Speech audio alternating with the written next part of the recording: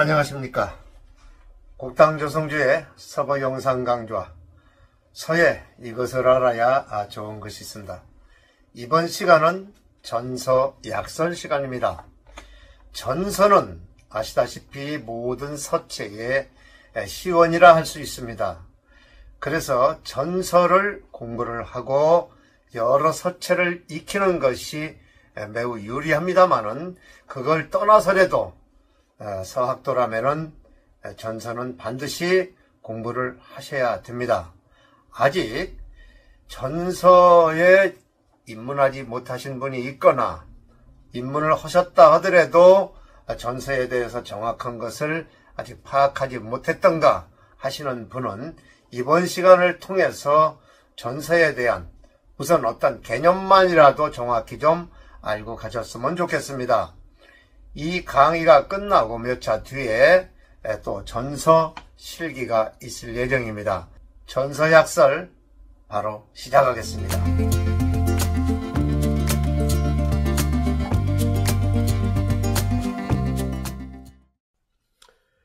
전서 약설 시간입니다. 우리가 글씨를 쓸 때 붓 가지고 글씨를 쓰는 데 바쁘다 보니까 이론 부분에 좀 약한 부분이 있습니다. 깊이는 모르더라도 이 전서에 대한 개념 이런 것들은 어느 정도는 파악을 하고 가시는 것이 훨씬 유리합니다. 우선 서예라는 것은 실기가 우선이죠. 그렇기 때문에 실기에 방점을 찍는데요. 그래도 20%는 이론을 좀 알고 가시는 쪽이 유리하다는 말씀을 먼저 드리면서 전서 약설 시작합니다. 이 전서는 잘 아시다시피 글씨의 시원이죠. 이 전서는 지극히 장구한 시기를 거쳤기 때문에 그 범위가 매우 넓어 그 종류면에서도 무수히 많다. 그렇습니다. 즉 예서 이전의 서체는 모두 전으로 일괄되며 이는 소전, 대전, 고문 이렇게 거슬러 올라가는데요. 고문은 갑골과 종정문을 포함하고 대전은 곧 주문으로 주문 이거 앞서서 배운 겁니다. 석고문과 조추문이 그 대표적이다 그랬습니다. 그러면은 앞서서 한번 나왔는데요. 주문을 한번 설명을 더 드리고 나가겠습니다. 주문은 이 주나라 11대 왕인 선왕 때 태사였던 사주가 만든 서체로 소전의 전신이다 그럽니다. 주서라고도 하며 서주 말에서 춘추 전국시대까지 진이 사용하였으므로 진계문자라 한다. 이거 기억나시죠? 제 강의를 앞서서 다 들으셨으면 이거 다 공부하신 겁니다. 강의 앞부분을 찾아보시면은 이게 나옵니다. 서주의 금문을 계승한 문자로 진에서는 서토문자라고도 하였다. 이를 대전이라고 하는데요. 당시 통용 한자의 표준이다 그럽니다. 이 대전은 금문과 소전의 중간에 위치한 글자체다. 이 대전은 금문과 소전의 중간에 위치한 글자체. 다만 대전은 후한때 허신이 지은 설문해자에 수록된 약 220여 자의 주문 외에는 확실히 밝혀진 자료가 없고 대표적인 것으로 석고문, 조초문 이런 것들을 둘 수 있다. 앞서서 설명을 드렸죠. 자, 그러면은 주는 이쯤에서 마무리를 하고요. 소전은 진의 천하 통일과 더불어 서체 통일이 단행된 이사의 낭야 대각석을 대표로 하고 있다 그랬습니다. 낭야대 각석이죠. 낭야 대각석이라고 읽으면 안 되겠네요. 낭야대 각석. 서체는 한문자의 생성 이후 그 형태가 전서로 비롯되어 예, 해, 행, 초서로 연변되었다. 따라서 예서를 포함한 해, 행, 초 등 모든 서체는 전서를 연구해야만 그 근원을 알 수가 있다 그랬습니다. 전서의 종류를 설명하려면은 한 문자의 원시적, 즉 한문의 원시적 형태로부터 수천 년에 걸치는 이 변천을 들게 되는데요. 오늘날 우리가 볼 수 있는 것은 그 원시적 형태가 결승문자라고 말하고 있으나 앞서서 결승문자에 대해서도 설명을 드렸죠.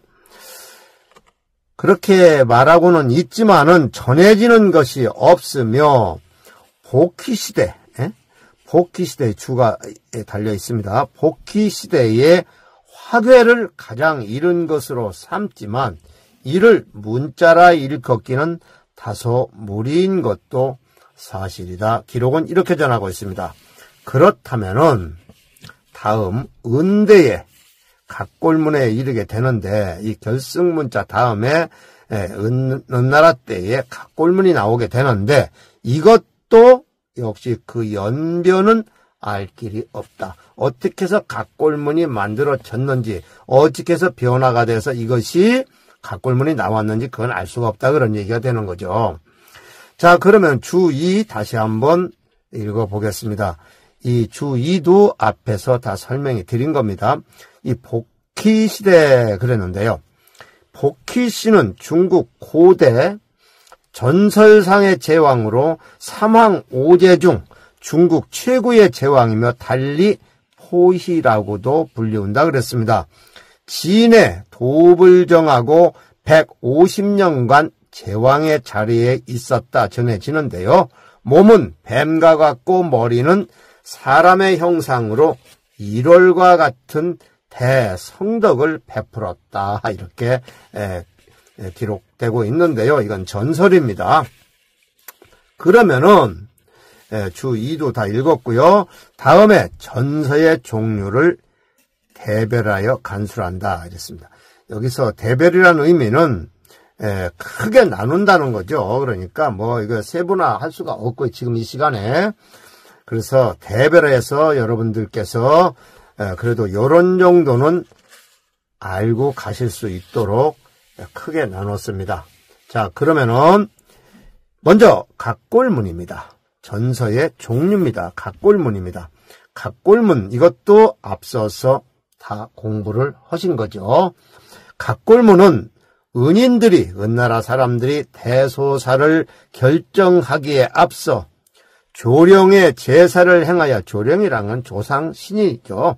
조상신에게 제사를 행하여 군사나 연곡을 점치고 연곡이라는 것은 일련동사겠죠. 천우, 기후죠.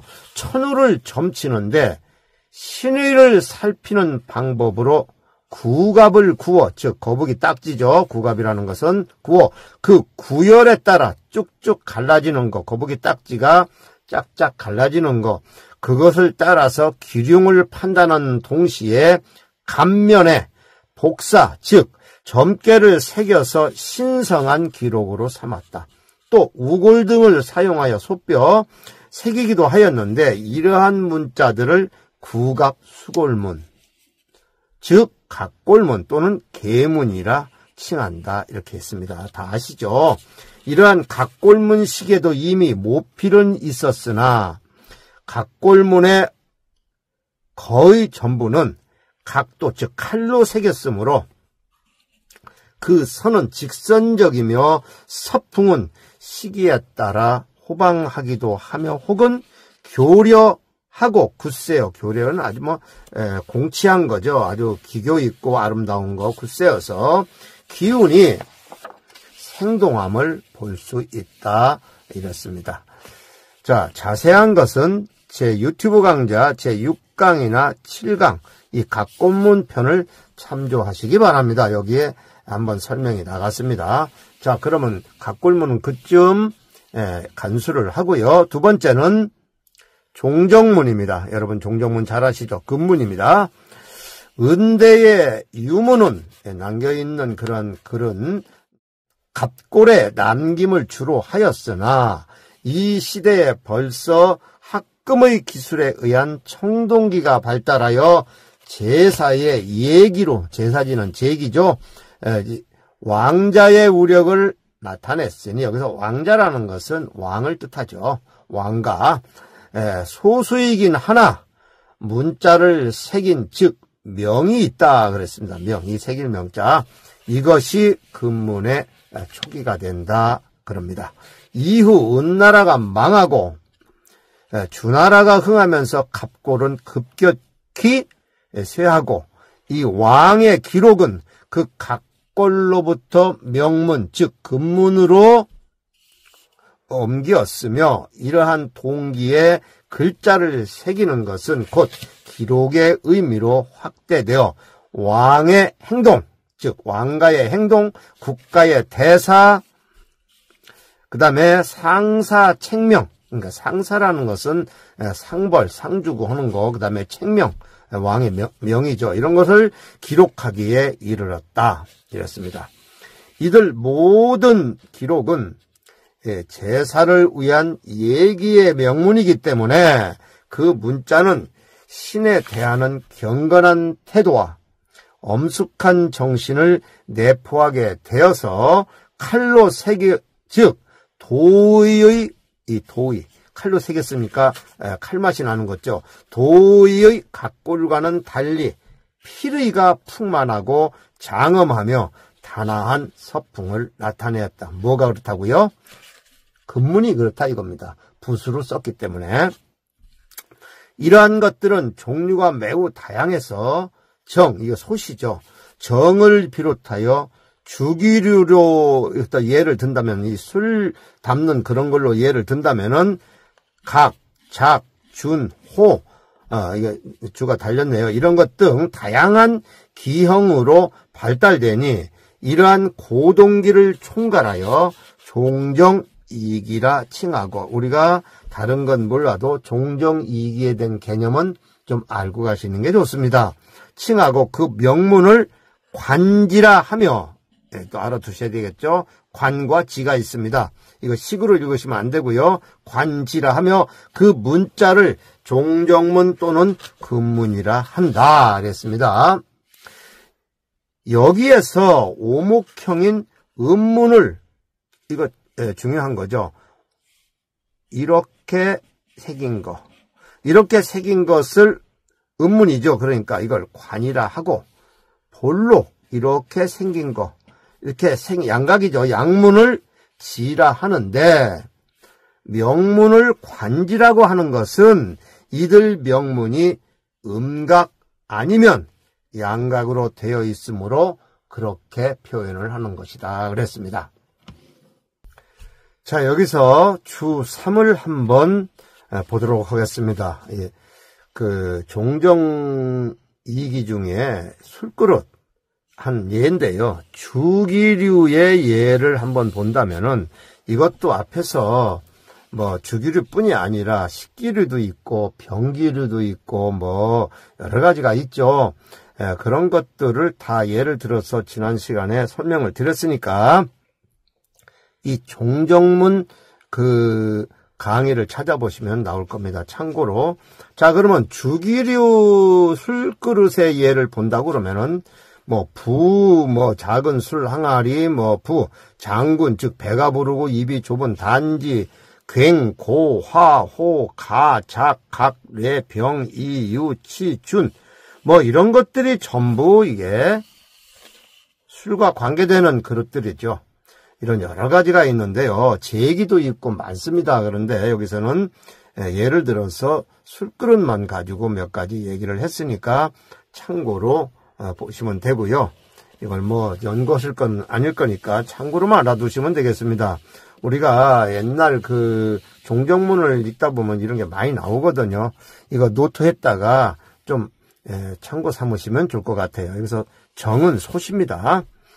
자, 그러면은 이 주는 이 정도로 하고요. 이러한 금문류는 거의 모두 주조로 되어 있는데, 주물이죠. 그 주조의 원형의 양각으로 한 것을 전이라, 이 전자, 이런 전이라 하였고, 거기에 들어간 문자를 우리 전서 전자로, 전자, 전서로 썼기 때문에 이것이 곧 고대 금석에 새긴 고문자의 총칭이 되었다. 이랬습니다. 주나라 때 주대의 서풍은 대체로 초기에는 주 특유의 의례적인 엄숙함이 있는 가운데 은대의 서풍을 이어 비유함이 있어 아주 살이 찐 거죠.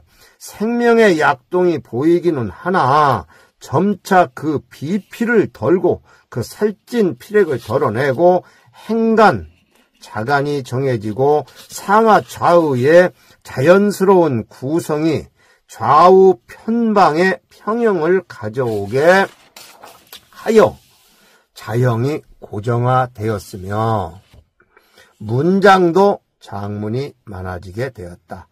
근문이 그렇다는 얘기입니다. 초기에 비해서 쭉 주나라가 더 나라가 나아가면서 이렇게 장문이 많아지게 되었다. 왕실의 위령이 쇠해진 춘추시대는, 위령이라는 것은 위엄과 어떤 명령, 위엄적인 그 위엄을 뜻하죠.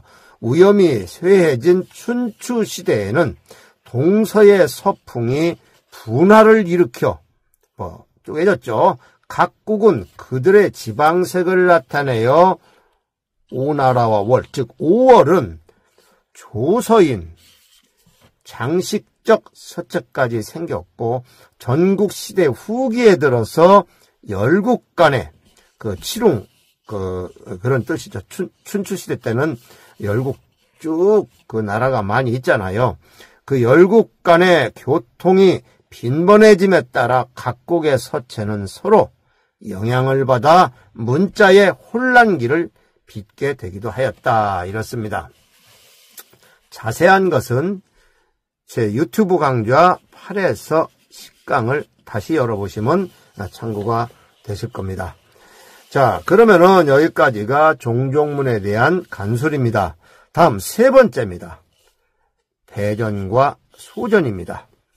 네, 주문 앞에서 나왔었죠. 주문은 앞에 나왔으니까 꼭 참고하시고요. 주문은 곧 대전의 서체로 그때까지의 모든 고문이 정리되었다는 사실이며, 그러니까 이 대전이 나온 것은 이제 여기까지가 모든 고문들이 정리가 되었다. 그래 천하 통일이 되는 거죠. 주나라 왕실을 중심으로 하는 지방의 문자가 얼마나 번잡하였던가 하는 것을 알 수 있게 한다. 이때 주나라 말기의 석강문자로 출현한 석고문은 곧 주문의 대체적인 형태를 볼 수 있으며, 이를 이어 진나라는 자국 통용의 문자를 주체로 해서 서체의 통일을 단행하고 소전이라 칭하였으니 마침내 동방열국에 설을 불사르게 되었다.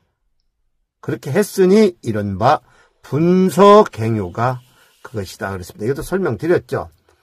문자를 통일을 하려다 보니까 앞서서 있던 고문서들을 다 태웠다고 그랬죠.